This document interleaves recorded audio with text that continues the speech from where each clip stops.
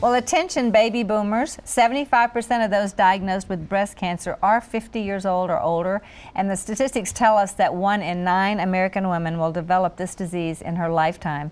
Dr. David Bryant is here to advise us on the latest findings and recommendations for treatments. So, thank you for being with us again, Dr. Bryant. Sure. We left off talking about incidence of cancer, and you said one of the things might be because you're finding precancerous lesions, treating that and avoiding the onset of cancer. I've heard some theories on this before, I'd like your take on it, that when we see a decrease in the incidence, not in the cure rate, but in the incidence of a particular cancer, that perhaps that cancer had a generational application to it, meaning that people born in a certain era, whether it was something in the water, something in the food, is there any water to that? If I could use I usually like to back up when people ask me that question, and I see it all the time. And they've shown that if you stop smoking, that would get rid of a third of the cancers that we see.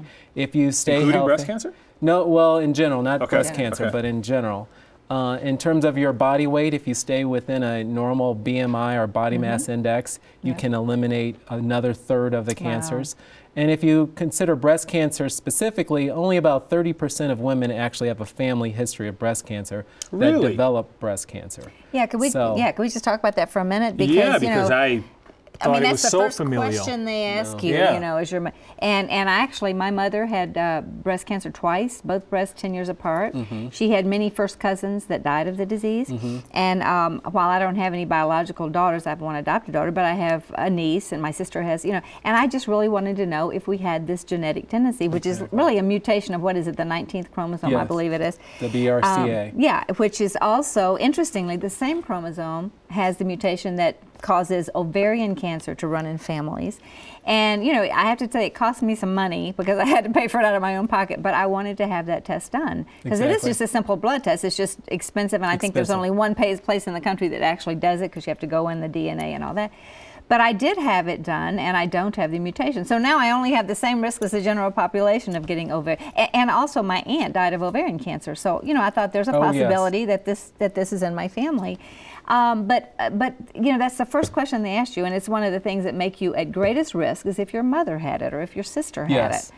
What are some of the other So we usually, if you do not have a history of breast cancer, if you're just walking into the doctor's office, or a history of breast cancer yourself, a doctor typically uses something called a Gale model. And it has to do with your age, and it also has to do with a lot of estrogenic effects. So the longer your body is exposed to estrogen, the greater your risk of developing breast cancer. And that's not only if you're taking them, but if you started your periods young, right, if you started your periods younger, if you had a late menopause. Say if you had 5 children, you have a 50% decreased risk of developing breast cancer. Really? During pregnancy, that protects you from breast cancer. So doctors will ask those questions to try to figure out what your risk is of developing breast cancer really in the next 5 years. So you kind of have to keep going back and looking into it. And same with the BRCA mutations. We have different models that we try to predict if you have that mutation. So in general, 1 in 500 women have that mutation. If you're and that's a lot. Yeah. When you think of the number of women in this country, 1 in 500. Yes, and if you're from certain parts of the Mediterranean, it can go up to 1 in 40. Really? Yes. Oh my What parts might that be? Stay away. Exactly. So the Ashkenazi Jews is the typical term that we use if you have some relatives from that descendant. So. And so we use those models to determine if you should actually have that genetic test. And then it takes a lot of information to really figure out what are you going to do with that. Right, because then what if you have the mutation? Then are you going to get your both breasts removed? And you can. I mean, it was interesting because I forget his title, but the one who does that test right now, he told me that if I had the gene, then the insurance would pay for both breasts being removed. And probably my ovaries too, if I'd had the ovarian. So now, and actually the test changes year to year. So sometimes people can come in 5 years ago and you're negative, but the tests are now better and you can now test positive. So just by, there's a margin of error there. There's a margin of error. There's a margin of error with anything. And so 10% of breast cancers are from these particular genes, 5 to 10%. So again, most women think, oh, I didn't have a family history of breast cancer. I didn't think this mass was cancer. Oh. It's not true. 60% of women don't have a family history or don't have the genetic mutation. 30% do have a family history. So we try to educate people not to think just because my mother or grandmother didn't have it, I'm not going to get it. Well, and so in light of that comment, Shirley talked about the blood test that she took. Is it just easier to recommend a mammogram? So yes, so we have recommendations for mammograms. Now we're trying to develop recommendations for MRIs to detect cancer sooner.